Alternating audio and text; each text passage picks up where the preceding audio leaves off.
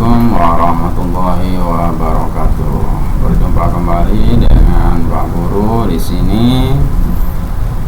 Pada kali ini untuk kelas 5 menginjak ke pelajaran 3. Pelajaran 3 itu apa? Menjadi anak soleh.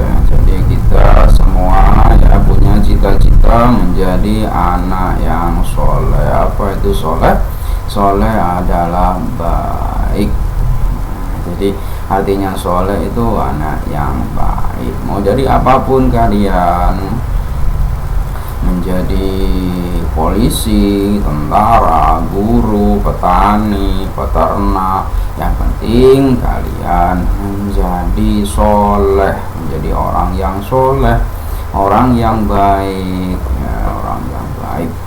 Jadi menjadi apapun, menjadi dokter yang baik, guru yang baik, petani yang baik ya, pokoknya kalian akan menjadi apapun itu haruslah menjadi orang yang baik atau soleh.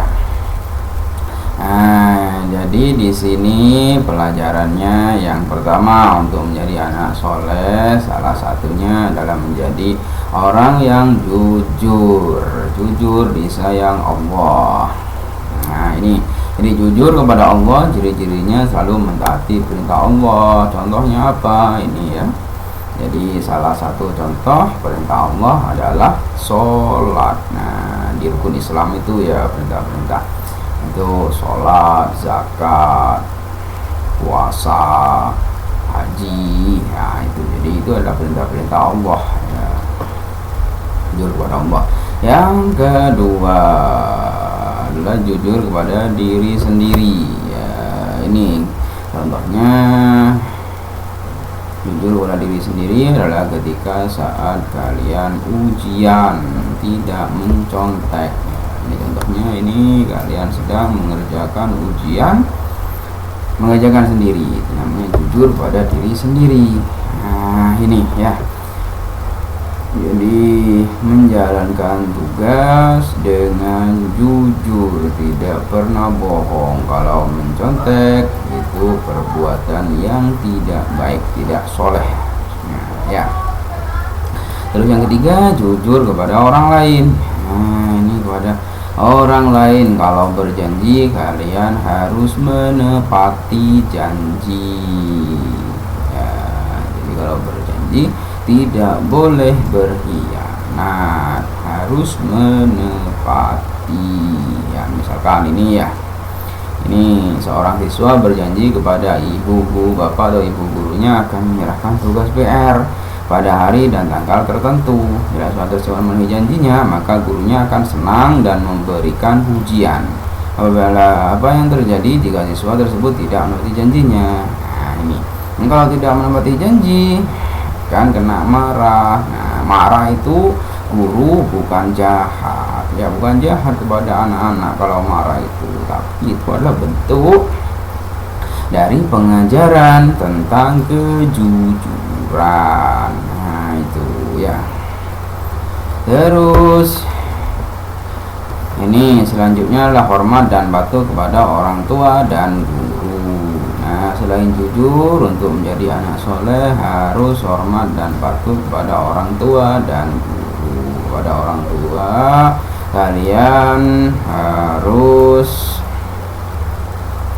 patuh ya, bersalaman ketika mau berangkat ke sekolah. Ketika disuruh-suruh oleh orang tua, kalian harus mau ya, disuruh apapun itu. Kalau di desa mungkin disuruh cari rumput, disuruh belanja oleh ibunya, disuruh ya macam-macam ya, disuruh, pokoknya disuruh oleh orang tua itu harus mau ya, harus mau. Nah, ini juga harus patuh kepada guru. Ketika bertemu guru, bersalaman, cium tangan ya, mengucapkan assalamualaikum. Jadi hormat dan patuh orang tua dan guru. Nah, ini hormat dan patuh kepada orang tua. Nah, ini ya, ketika disuruh nyapu, ini harus hormat dan patuh. Nah, orang tua kita ini adalah yang melahirkan kita ke dunia. Nah, Jadi perantara mereka kalian bisa besar seperti sekarang ini, ya bisa sekolah sampai kelas 5. Apakah ada orang tua yang tidak sayang kepada anaknya? Ya ada beberapa. Ya ada beberapa orang tua yang tidak sayang kepada anaknya. Ada ketika bayi dikubur hidup-hidup, ada dibuang ke sungai bayinya, ada yang dibakar, ada yang buang tempat sampah, ada. Makanya kalian harus bersyukur punya orang tua yang menyayangi kalian sampai kalian sekarang ini, ya sampai sekarang kalian dewasa kelas 5, disayangi, dipenuhi kebutuhannya, ya itu dirawat sampai sekarang. Makanya kalian harus patuh kepada kedua orang tua, khususnya kepada ibu kalian. Karena apa? Surga ada di telapak kaki ibu. Nah itu ya.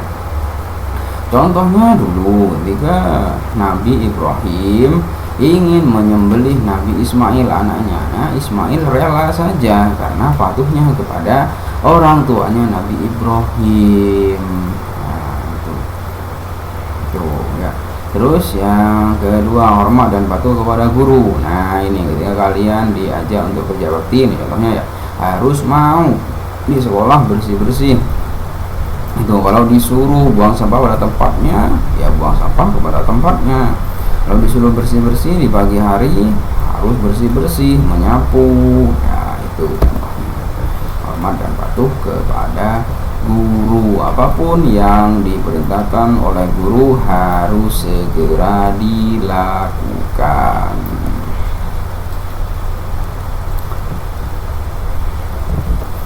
Nah, setelah hormat dan patuh kepada guru, ini saling menghargai. Nah, jadi kita ini semua adalah ciptaannya Allah, ya baik laki-laki, perempuan, tua, muda, kaya, miskin, ada yang cantik, ada, semuanya itu adalah ciptaannya Allah.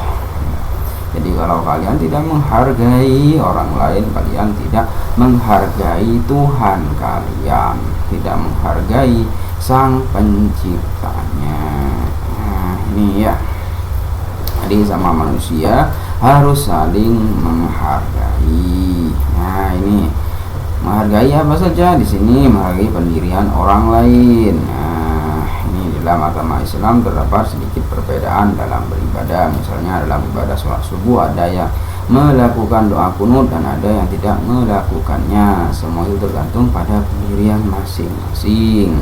Pendirian inilah yang harus kita hargai karena semua ada tuntunannya. Yang terpenting adalah dilaksanakannya sholat subuh sesuai dengan tuntunan Islam yang diyakininya. Nah ini contohnya adalah ketika misalkan ada orang yang senang pakai kunut, ya di ajarannya, di kelompoknya pakai kunut, itu tidak apa-apa. Ada yang tidak pakai kunut, tidak apa-apa. Yang penting harus sholat subuh. Nah itu bukan masalah kunut tidak kunutnya, tapi ini adalah urusannya ke sholat subuhnya.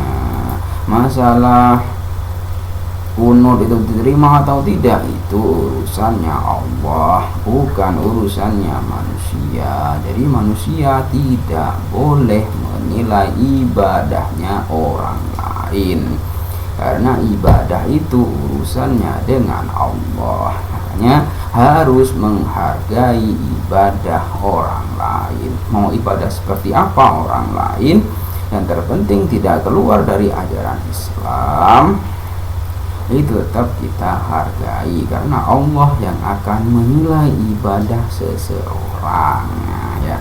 Terus yang kedua apa? Menghargai keyakinan orang lain.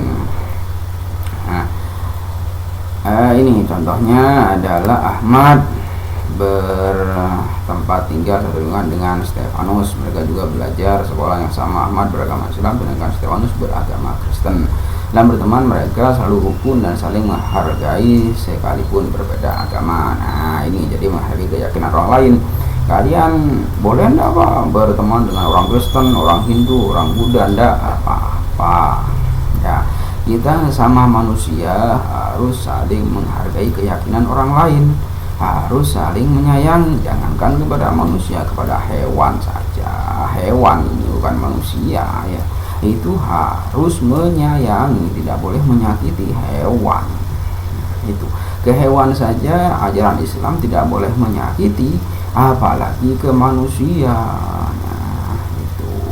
Jadi walaupun berbeda agama harus kita hargai, karena agama itu tujuannya adalah untuk memperbaiki akhlak pemeluk-pemeluknya.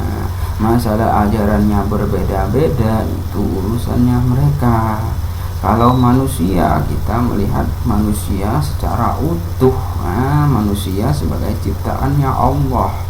Manusianya, kalau urusan keyakinan itu urusan pribadi masing-masing, tidak boleh membenci ya, orang Islam tidak boleh membenci orang Kristen, tidak boleh membenci orang Hindu, orang Buddha, orang Konghucu, tidak boleh ya. Jadi harus menghargai keyakinan orang lain.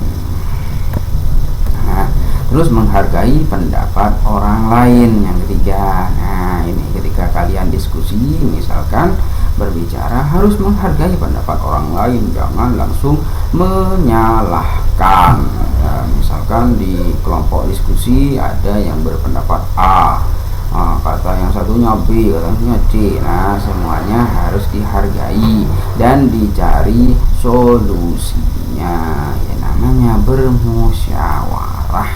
Nah, ini ya, jadi harus menghargai pendapat orang lain. Kalau ada yang berbicara, jangan langsung dimaki-maki, jangan langsung disalahkan.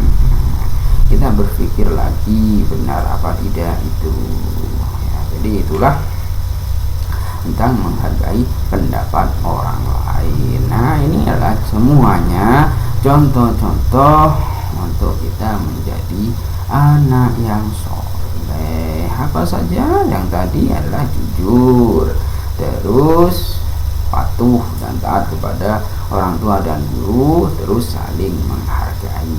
Nah, itu untuk pelajaran 3 kali ini. Cukup sekian dari Pak Guru. Kurang lebihnya mohon maaf. Assalamualaikum warahmatullahi wabarakatuh.